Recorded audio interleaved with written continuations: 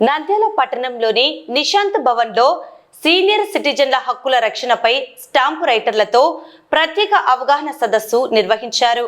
ఈ కార్యక్రమానికి ముఖ్య అతిథిగా హాజరైన నంద్యాల ఆర్డీఓ విశ్వనాథ్ హాజరయ్యారు. వృద్ధాప్యంలో తల్లిదండ్రులను గౌరవంగా చూసుకోవడం పిల్లల కనీస బాధ్యత అని ఆయన గుర్తు చేశారు. వృద్ధులు తమ ఆస్తిని పిల్లల పేరిట గిఫ్ట్ డీడ్ లేదా సెటిల్మెంట్ డీడ్ రూపంలో రాసిచ్చేటప్పుడు తమ బాగోగులు చూసుకోవాలని అనే నిబంధనను పత్రంలో స్పష్టంగా చేర్చాలని ఆర్డీఓ విశ్వనాథ్ సూచించారు. ఆస్తి తీసుకున్న తర్వాత పిల్లలు తల్లిదండ్రులను నిర్లక్ష్యం చేస్తే సీనియర్ సిటిజన్ యాక్ట్ ప్రకారం ఆ రిజిస్ట్రేషన్ను రద్దు చేసి ఆస్తిని తిరిగి స్వాధీనం చేసుకునే అధికారం వృద్ధులకు ఉంటుందని ఆర్డీఓ స్పష్టం చేశారు.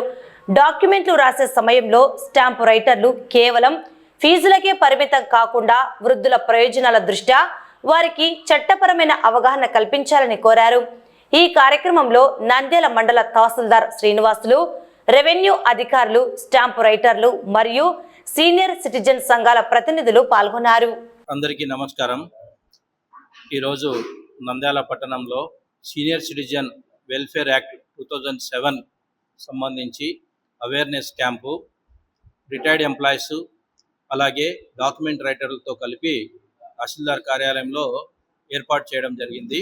ముఖ్యంగా ఎవరైతే 60 ఇయర్స్ దాటిన తర్వాత సీనియర్ సిటిజన్స్ ఎవరైతే ఉన్నారో వాళ్ళ యొక్క బాగోగులు వాళ్ళ పిల్లలు సరిగా చూసుకోవడం లేదు అని కంప్లైంట్ వచ్చినప్పుడు మెయింటెనెన్స్కి సంబంధించి పిల్లల నుంచి ఎలా పొందాలి, తర్వాత తల్లిదండ్రులు వాళ్ళ పిల్లలకు ఆస్తి దానపత్రాలు రాసేటప్పుడు ఈ యొక్క సీనియర్ సిటిజన్ వెల్ఫేర్ యాక్ట్కి సంబంధించినటువంటి సెక్షన్ 23 ప్రకారం మా పోషణను మీరు చూసుకున్నట్లయితే మేము ఈ యొక్క దానపత్రాన్ని రద్దు చేసుకుంటాము అనే కండిషన్ని ప్రతి ఒక్కరూ కూడా డాక్యుమెంట్ రైటర్లో రాసుకోగలిగితే భవిష్యత్తులో పిల్లలు ఎవరైనా సరిగా తల్లిదండ్రులకు బాగోగులు చూసుకున్నప్పుడు ఖచ్చితంగా డాక్యుమెంట్ రద్దుపరిచి ఆ ఆస్తి తిరిగి తల్లిదండ్రులకు అందించడానికి కండిషన్ ఉపయోగపడుతుందని చెప్పి అవేర్నెస్ క్యాంపు చేశాము.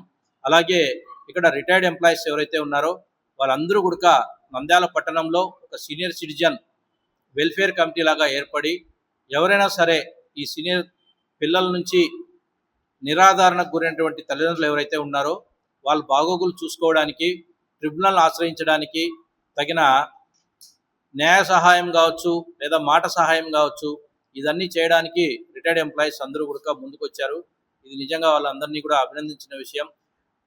భవిష్యత్తులో భారతదేశంలో పెరుగుతున్నటువంటి వయోవృద్ధుల జనాభా ఆధారంగా ఇలాంటి అవేర్నెస్ కల్పించడం ద్వారా భవిష్యత్తులో పిల్లలు తల్లిదండ్రులను సరిగా చూసుకోలేదు అనేటువంటి అపవాదు రాకూడదు. ప్లస్ ప్రతి ఒక్కరి పిల్లల యొక్క బాధ్యత నిజంగా తల్లిదండ్రులు పిల్లల్ని కష్టపడి పెంచి వాళ్ళకు మంచి చదువులు చెప్పించి ప్రయోజకుల్ని చేసిన తర్వాత కూడా చాలామంది తల్లిదండ్రులు నిరాదరణకు గురవుతున్నారు. అలాంటి పరిస్థితి తలెత్తకుండా ముందు జాగ్రత్తగా వాళ్ళ యొక్క ఆస్తులకు సంబంధించి విషయం రాసేటప్పుడు ప్రతి ఒక్కరు కూడా తల్లిదండ్రులు జాగ్రత్తగా ఉండాలని ఒక senior citizen welfare act tribunal చైర్మన్గా ఆర్డీఓ నంద్యాలగా నేను ప్రతి ఒక్క తల్లిదండ్రులని కోరుకుంటున్నాను. దయచేసి మీ ఆస్తులు రాసేటప్పుడు ఖచ్చితంగా మీరు ఈ యొక్క కండిషన్ మా యొక్క పోషణ చేయకపోతే మా బాగోగులు సరిగా చూసుకోకపోతే senior citizen welfare act section 23 ప్రకారంగా ఈ డాక్యుమెంట్ను రద్దు కోరువారము అనే పాయింట్ మీరు రాసుకోగలిగితే ఖచ్చితంగా ఈ ట్రిబ్యునల్ మీకు సాయం చేస్తుంది. అలాగే ఆ యొక్క దానపత్రం కూడా రద్దుపరిచి మీకు తిరిగి ఆస్తిని మీకు వెనక్కి రిజిస్ట్రేషన్ క్యాన్సిల్ చేసి ఇవ్వడం కూడా జరుగుతుంది. కాబట్టి ప్రతి ఒక్క తల్లిదండ్రులు మీ పిల్లలకు సంబంధించినటువంటి ఆస్తులు ఇచ్చేటప్పుడు జాగ్రత్తగా ఉండాలని కోరుకుంటున్నాం. అలాగే ప్రతి ఒక్క పిల్లలు ఎవరైతే వాళ్ళ యొక్క తల్లిదండ్రులకు సంబంధించినటువంటి వ్యవహారాల్లో దయా కరుణ మంచి ఆదరణతో తల్లిదండ్రులను చూసుకోవాల్సిందిగా తెలియజేస్తున్నాం. నిజంగా ఈ ప్రపంచంలో ఎవరైనా గొప్పవారు ఉన్నారంటే మొదట తల్లిదండ్రులనే ప్రతి ఒక్కరూ కూడా గౌరవించుకోవాలి.